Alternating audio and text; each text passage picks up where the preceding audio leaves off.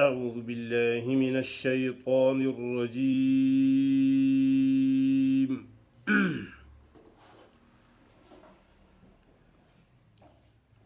بسم الله الرحمن الرحيم.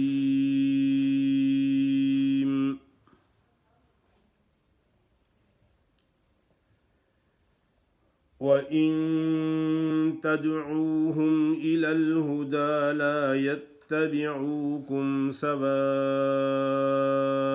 عليكم أدعوتموهم أم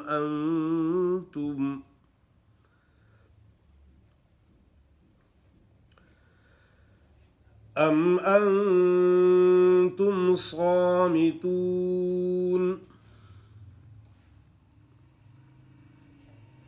إن الذين تدعون من دون الله عباد أمثالكم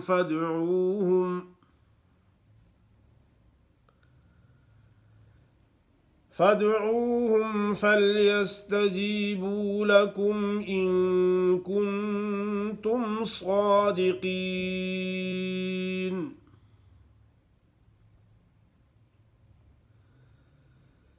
ألهم أرجل يمشون بها أم لهم أيد يبطشون بها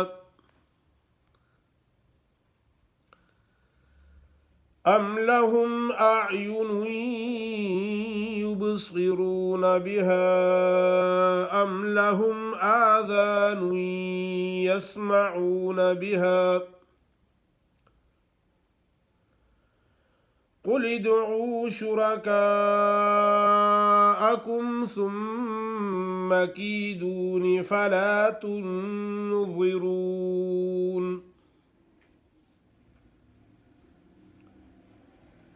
إن وليي الله الذي نزل الكتاب وهو يتولى الصالحين.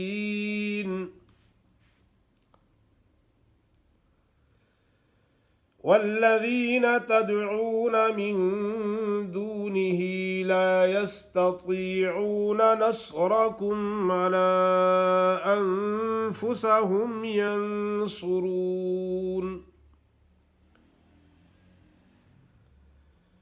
وإن تدعوهم إلى الهدى لا يسمعوا وتراهم ينظرون إليك وهم لا يبصرون.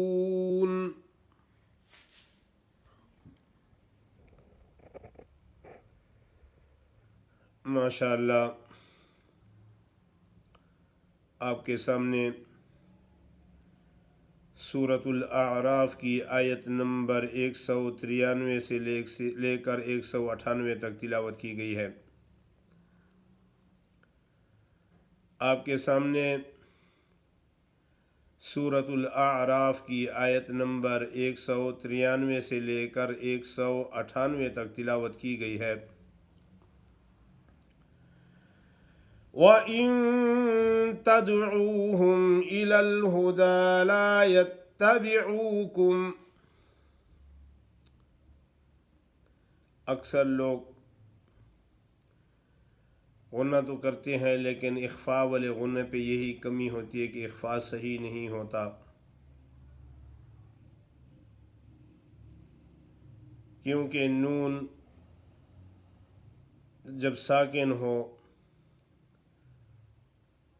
और उसके आगे हरूफ हल्की या हरूफ यरमलून ये न हो तो फिर इख्फा होता है। इख्फा की मानी छुपाना, किसको? नून साकिन को साफ नहीं पढ़ना। व इन तदऊहुम इलल हुदा ला यत्तबिऊकुम सवाउन अलैकुम نون ساکن یا تنوین کے بعد آگے یا حروف حلقی میں سے کوئی حرف آ جائے تو پھر کیا ہوتا ہے؟ اظہار ہوتا ہے، یعنی خوب زیر کر کے پڑھنا. سواء علیکم ادعوتموہم ام انتم صامتون.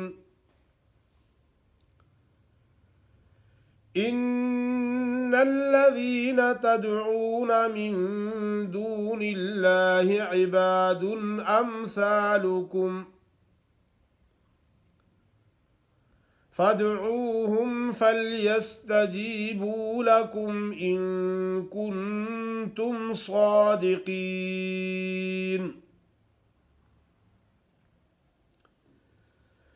ألهم أرجل يمشون بها. نون ساکن اور تنوین کے بعد یرملون میں سے کوئی حرف آ جائے تو ادغام ہوتا ہے. ادغام دو قسم کا ہوتا ہے، ایک ادغام تام اور ایک ادغام ناقص. تام تو وہ ہوتا ہے کہ مدغم کی کوئی صفت باقی نہ ہو، پورے کا پورا ادغام ہو جائے، اور ادغام ناقص وہی ہوتا ہے جو مدغم کی غننے والی صفت باقی ہو. تو یہاں ارجلون نون تنوین کی غننے والی صفت کو باقی رکھ کر پڑھیں گے. الہم ارجل یمشون بها ام لہم اید یبطشون بها ام لهم اعین یبصرون بها ام لهم آذان يسمعون بها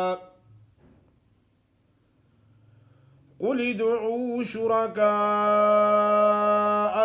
ثم كيدون فلا تنظرون.